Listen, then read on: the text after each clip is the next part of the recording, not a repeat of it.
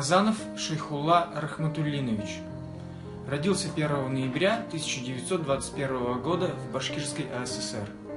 Призван в ряды советской армии в 1942 году. Был старшиной отделения разведки зенитно-артиллерийского полка номер 1406.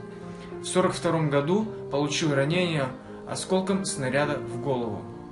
После госпиталя его направили служить в штаб, так как имел красивый каллиграфический почерк.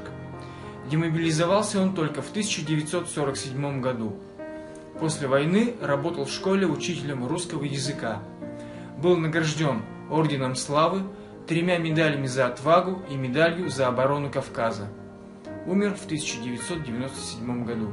Спасибо вам, Шейхулла Рахматуллинович, за мирное небо над головой. С Днем Победы!